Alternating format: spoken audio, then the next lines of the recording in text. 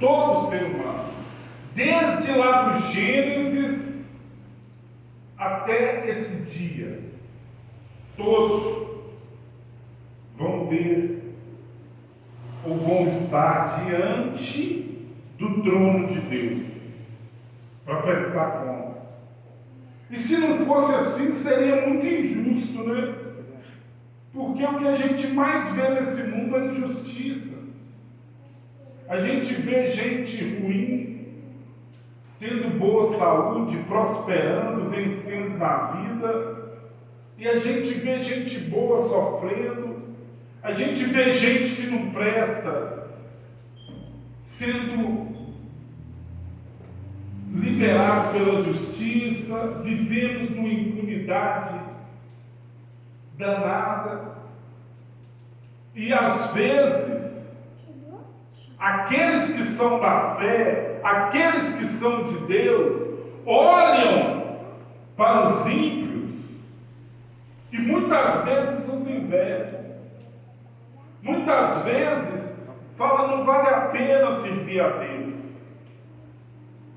porque eu que ando na presença de Deus, eu que sirvo a Deus de todo o meu coração, com integridade, com sinceridade, estou vivendo uma vida de dificuldade, uma vida fracassada, uma vida de derrota, enquanto o meu colega de trabalho, que furta, que rouba, que engana, que mente, a vida dele anda, ele consegue fazer as coisas, ele consegue construir as coisas, e a minha vida não vai para frente.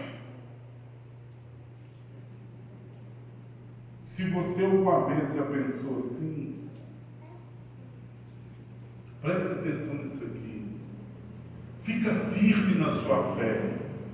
Não desista, sabe por quê? O que Deus tem para a sua vida, o que Deus tem para aqueles que o servem, para aqueles que o buscam, é algo para além dessa vida, é para a eternidade.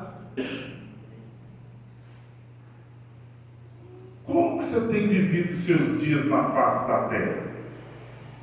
Como tem sido a sua vida? Quais têm sido as suas prioridades? O que você tem priorizado mais na sua vida? Que tipo de atitude você tem tomado dentro da sua casa, diante da sua família, no seu trabalho, diante dos seus colegas, dos seus patrões, na igreja, diante do seu pastor e diante dos seus irmãos em Cristo? Quem é você?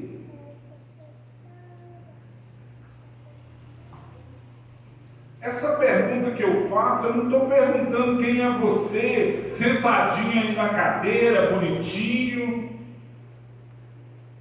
Eu estou querendo saber quem é você quando você coloca a cabeça no travesseiro. Quem é você quando as outras pessoas não estão te olhando, quando ninguém está te vendo? Que tipo de pessoa você é? Porque a palavra que nós acabamos de ler diz que vai chegar o dia que Deus irá julgar todos nós. Em Eclesiastes, capítulo 12, versículo 13, olha o que diz, olha que interessante. Eclesiastes 12, 13. De tudo o que se tem ouvido, a suma é: teme a Deus e guarda os seus mandamentos, porque isso é dever de todo ser humano.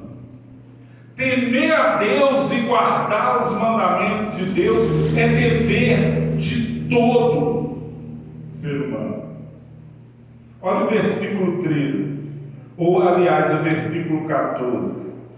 Porque Deus há de trazer a juízo todas as obras, até as que estão escondidas, quer sejam boas, quer sejam Mas é importante temer a Deus e obedecer a sua palavra. O que me parece que tem acontecido nos nossos dias é que nós estamos muito mais preocupados e empenhados com coisas terrenas, com coisas passageiras, do que com a nossa alma. A maioria de nós, pessoal, não tem parado para cuidar daquilo que é eterno, daquilo que é mais importante.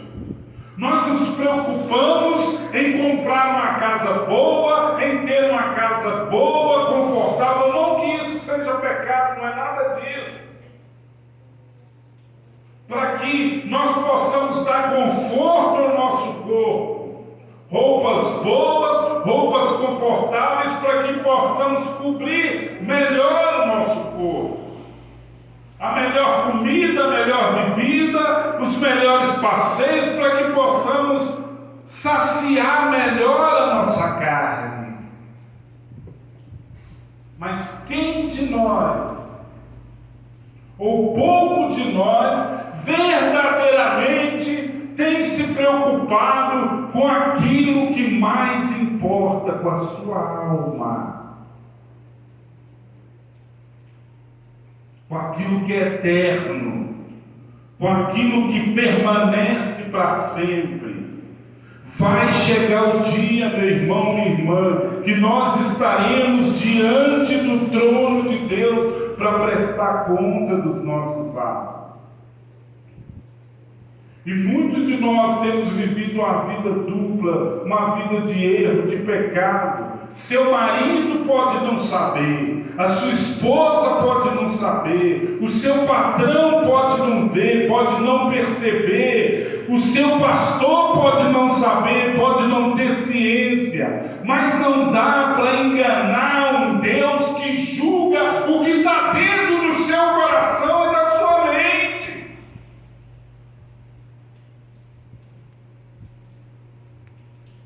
Eu e você seremos julgados por aquilo que praticamos, pessoal, pelas obras. É o que está escrito aqui. Não adianta você vir para a igreja e dizer: eu sou salvo, eu creio em Jesus, se você não vive como quem crê em Jesus. É necessário que eu e você venhamos ter atitude de cristão. Todos serão julgados pelas suas obras. Todas as nossas práticas, as nossas atitudes, as nossas ações, as nossas intenções, palavras e decisões serão julgadas por Deus. É por isso que nós temos que tomar cuidado com a maneira que a gente vive. É por isso que eu e você precisamos ter uma referência de prática de vida para que nós possamos seguir. E a sua melhor referência não é o seu pastor, não é o seu pai, não é a sua mãe. A sua referência se chama Jesus de Nazaré, a palavra de Deus. Amém, pessoal? Amém, gente? Não dá mais para viver de qualquer maneira. Olha como é que o mundo está aí fora. Olha as coisas que estão acontecendo. Olha o Apocalipse cumprido diante dos nossos olhos.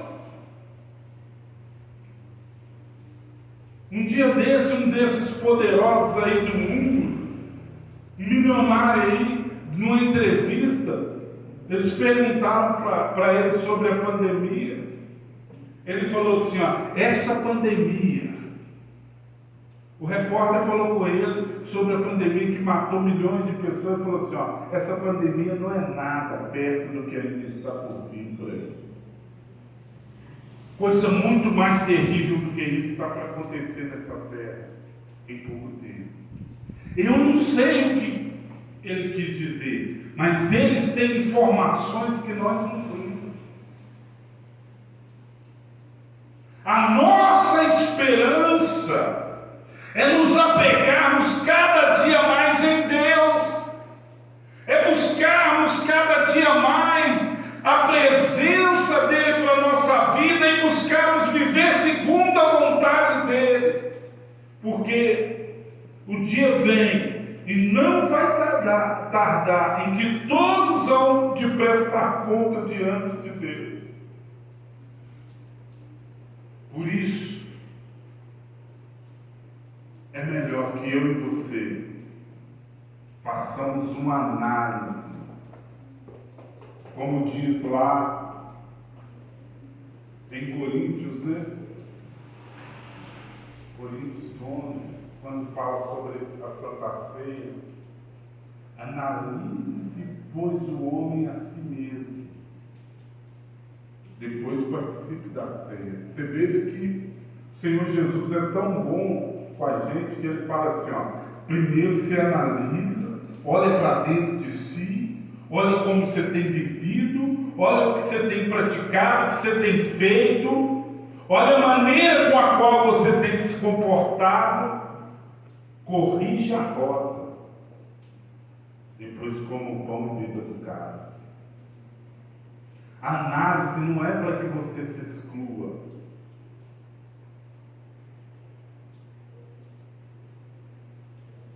O exame de consciência não é para que eu e você sejamos excluídos, não. É para que eu e você possamos corrigir aquilo que está de errado e assim possamos participar dele.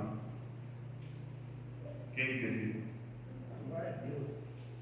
É hora de corrigir a rota, gente. É hora de começar a pensar nas coisas lá do alto. É hora de nós tirarmos os olhos aqui da terra e começarmos mais a olhar para o céu, olhar para a eternidade, olhar e nos preocuparmos em nos preparar para a volta de Jesus. Você precisa estar pronto, você precisa estar preparado, você precisa entender que o fato de você estar aqui dentro da igreja não te garante salvação. Precisa entender que o que garante que você seja salvo, que você vai subir com Ele, é uma vida pautada dentro da palavra dEle, uma vida de obediência, uma vida santa, uma vida pura, uma vida incontaminada das coisas desse mundo. Essa tem que ser a nossa maior preocupação.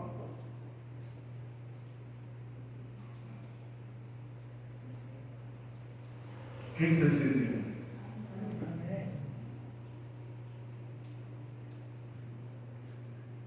É com isso que eu e você precisamos nos preocupar. Essa tem que ser a nossa prioridade, gente.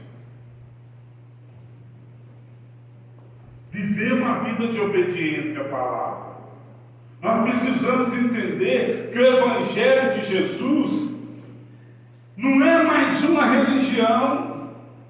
Nós precisamos entender que o Evangelho de Cristo não é mais uma seita, não é mais um clube de pessoas que se reúnem. Não. O Evangelho de Jesus é um estilo de vida, é uma maneira de viver.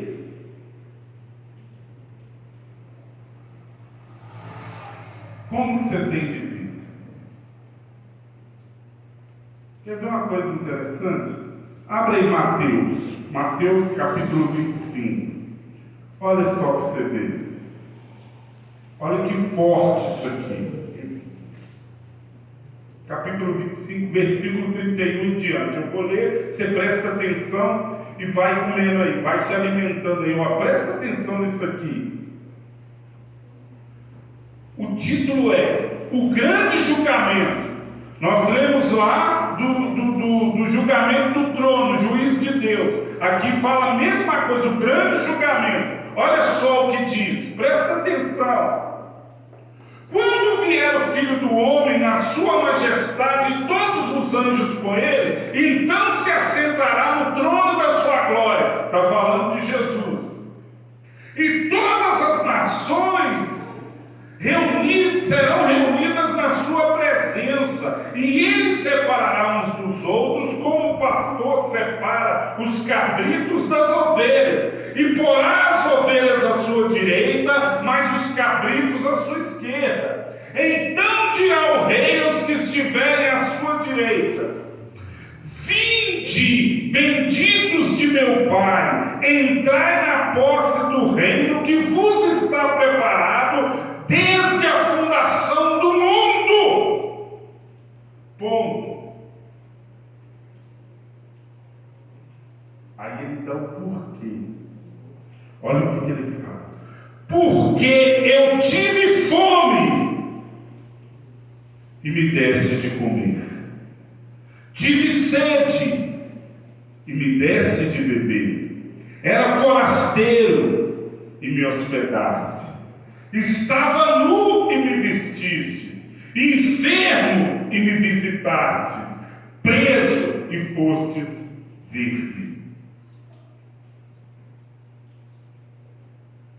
Precisa de interpretação para isso aqui? Sinceramente, deu para entender sim ou não? Português simples, claro, como água cristalina. Ele chama os que estão à direita dele para entrar no reino de Deus. E ele dá um motivo pelo qual eles vão entrar no reino. Vocês vão entrar no reino que está preparado para vocês desde a fundação do mundo, porque quando eu tive fome, vocês me alimentaram. Serviço. Porque quando eu tive sede, vocês saciaram minha sede. Serviço e relação humana. Porque quando eu estava nu, vocês me vestiram, vocês me acudiram. Serviço e relacionamento humano. Porque eu estive enfermo, vocês se preocuparam comigo, foram me visitar, foram saber como é que eu estava. Serviço, relação humana. Porque quando eu estive preso, embora eu errei para estar preso, embora eu tenha deslizado e tropeçado em algum momento da minha vida e fui preso, vocês foram me visitar. Vocês não me julgaram. Se preocuparam comigo.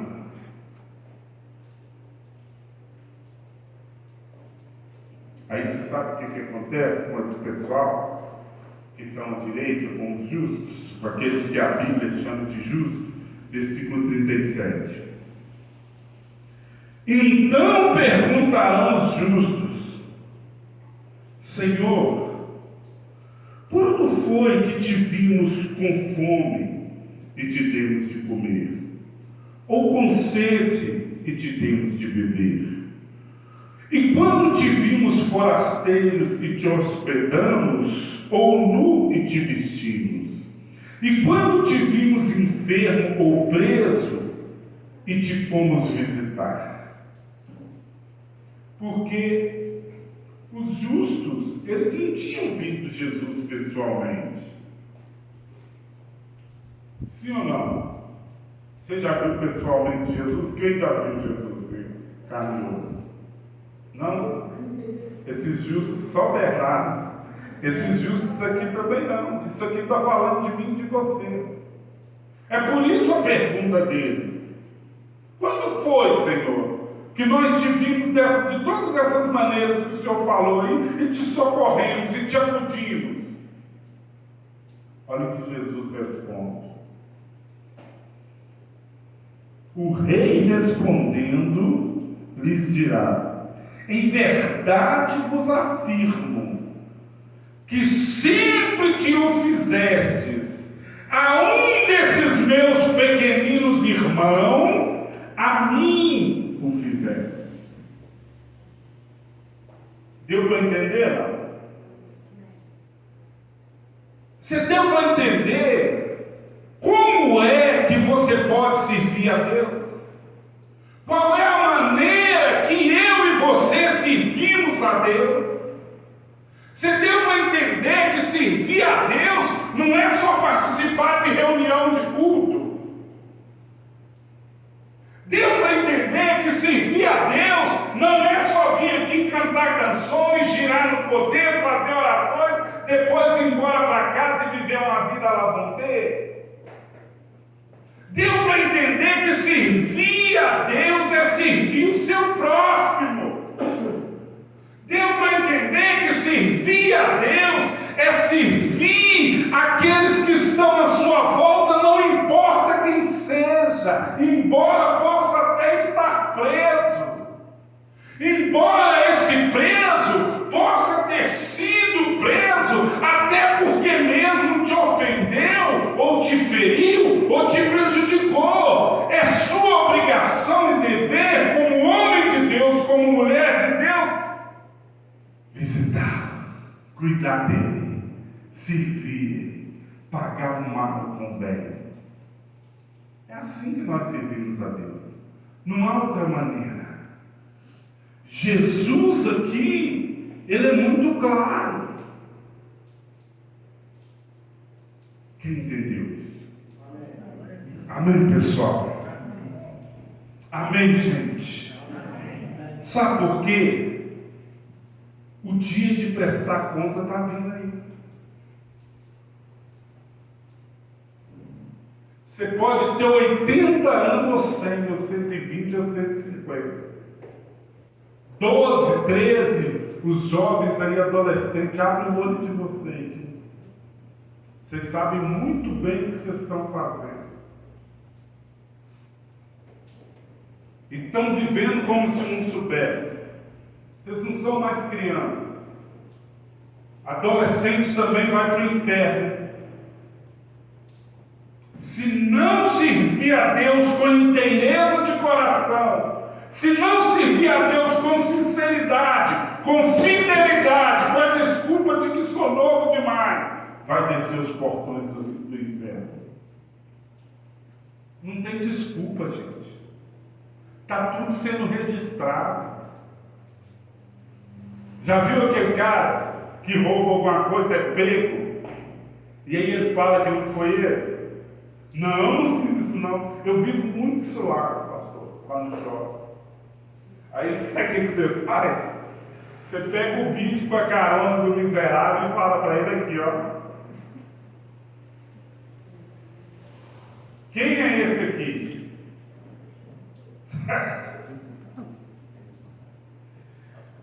Você sabe o que acontece? A mesma coisa com todos. Fica mudo. Fica mudo na hora. Você está mostrando a cara do cara, ele fazendo. O cara fica mudo e faz assim, ó. Abaixa a cabeça. Tem jeito de negar. Os livros das nossas obras estão sendo registrados e eles vão ser abertos.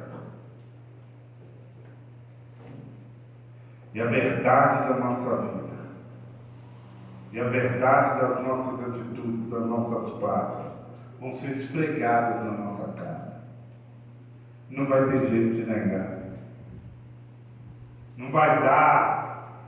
Hoje, se você é chamado a atenção pelo pastor Toninho, por alguém, você fala, ó, não dá para mim, estou indo para outra igreja. Vou sair da igreja, aqui eu não piso mais. Quem já ouviu isso aí da boca de alguém? Nesse dia, não vai ser o pastor Toninho quem vai estar lá, nem a pastora Dolores, nem o pastor Edinaldo. Vai ser Jesus. Como é que você vai fazer? Ó Jesus! Pode parar que eu estou indo para outro lugar, é para lá mesmo. É para lá mesmo. Quem entendeu? Sim ou não? Então é melhor corrigir a rota agora. É melhor mudar de vida agora. Para que naquele dia você esteja nessa primeira parte desse diálogo aqui. Porque a segunda parte é triste. Olha para você ver. Então o rei, versículo 41, dirá também aos que estiverem à sua esquerda: apartai-vos de mim, malditos, para o fogo eterno, preparado para o diabo e seus anjos. O fogo eterno foi preparado para quem? Para o diabo e seus anjos. O fogo eterno não foi preparado para ser humano, não, gente. A vontade de Deus é que todo ser humano se salve. É que todo ser humano chegue ao pleno conhecimento da verdade. Essa é a vontade de Deus. Aí ele manda eles para o fogo eterno, chama eles de maldito e diz o porquê também. Porque eu tive fome e não me deste de comer. Vocês não me serviram, vocês não se relacionaram comigo. Eu tive sede e não me deste de beber. Eu sendo forasteiro, vocês não me hospedaram. Ou seja, eu estando em extrema necessidade, vocês não fizeram nada para me ajudar. Eu estando nu, não me vestiste. Achando-me enfermo e preso, não fostes ver-me. Jesus fala para ele: muitas vezes vocês me viram em necessidade extrema, passando fome, sem um prato de arroz para comer, e vocês com sobra na casa de vocês não fizeram nada por mim. Muitas vezes passaram por mim na rua, em festas, em eventos quadrangulares, e eu sentado na calçada querendo um pão, e vocês não me deram.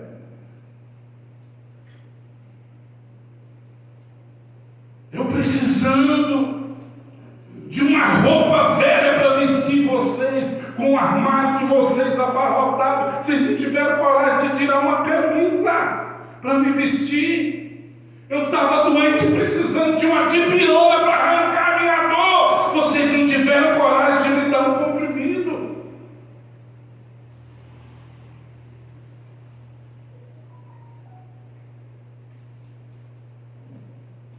A pergunta é a mesma. E eles lhe perguntarão: Senhor, quando foi que te vimos com fome, com sede, forasteiro, nu, enfermo ou preso, e não te assistimos e não te ajudamos? Então lhe responderá: em verdade vos digo que sempre que você deixou de fazer a um desses meus pequeninos irmãos, a mim vocês deixaram de fazer. Entende isso aqui? Isso é muito sério. E não tem nada a ver com oração e falar em língua. Por você encontrar alguém com alguma necessidade diante de você, Deus está te dando a oportunidade de cuidar dele. Quando você encontra alguém com qualquer necessidade física, espiritual, financeira, e você não faz nada, você está deixando Jesus sofrer. Sabe por quê? Quando a pessoa está passando fome, Jesus sofre com ela. Quando ela está doente, Jesus sofre com ela. Quando ela tem necessidade de alguma coisa e ela vê o outro passando que tem, e ela fica triste, deprimida porque não tem, Jesus sofre junto com ela. Então, quando você deixa de fazer para alguém, você está deixando de fazer para Deus. E a Bíblia diz o seguinte: quem dá aos pobres, empresta a Deus. E se você emprestar algo para Deus, Ele jamais vai te dar um calote. Jamais vai ficar te devendo. O Evangelho, o verdadeiro Evangelho, consiste nisso: servir a Deus, servindo ao próximo. Amar a Deus através do próximo.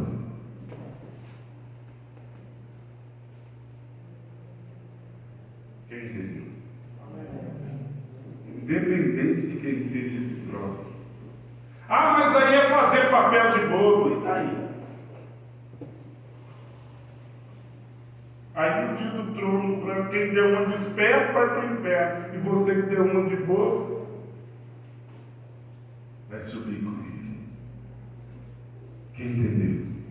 Amém. Amém, pessoal? Amém, gente? Eu não sei qual tem sido a sua vida, né? Seus dias. E também não me interessa. O que interessa é o que você vai fazer da sua vida de agora em diante. Né? Dá para corrigir agora. Ainda há tempo para a nossa vida. Para mim e para você. Quem está entendendo? Quer ver como é que a gente corrige a rota? 1 de João 1,9.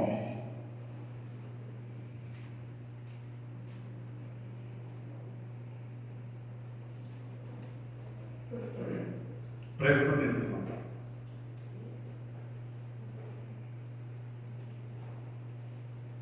Se você, depois dessa palavra, parar para fazer uma análise íntima, uma introspecção, e você perceber que você não tem vivido esse evangelho prático, diário,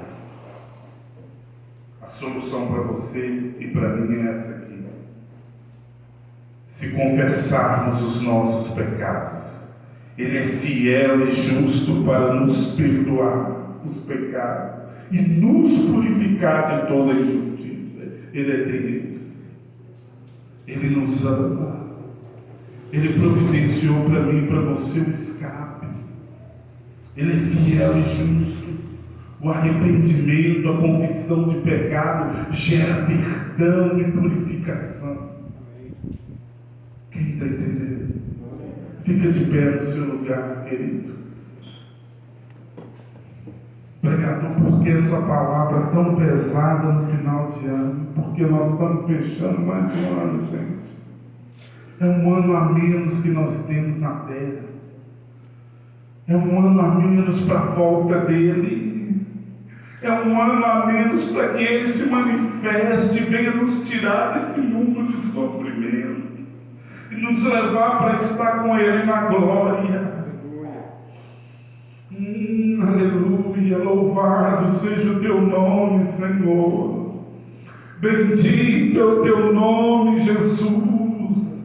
Faz gerar no nosso coração, Pai, frutos de arrependimento, Senhor. Faça-nos entender, meu Pai, que o teu amor não é baseado em sentimentos humanos, em sensações humanas, mas o seu amor é baseado em escolha, em decisão de amar, em decisão de cuidar do outro, em decisão de servir ao outro. Aconteça o que acontecer, oh meu Pai. Oh, bendito é o teu nome, Senhor. Muito obrigado, Deus, por essa noite. Obrigado por esse irmão e por essa irmã que está aqui conosco. Obrigado, Senhor, por essa oportunidade de mudarmos o rumo da nossa vida, meu Pai, e sermos um pouco mais parecidos com o Senhor. Dá-nos um coração igual ao teu, meu Pai, um coração disposto a obedecer, um coração disposto a sacrificar, um coração de carne, um coração que se padece com a dor alheia, um coração que se compadece com o sofrimento alheio, um coração, meu Deus, disposto a obedecer a tua palavra. Põe em nós um coração novo, Senhor. Dá-nos um coração igual ao teu, meu Mestre. Aleluia. Glória a Deus. Bendito é o teu nome, Senhor. Ele é bom, gente. Ele é fiel. Aplauda bem forte o nome.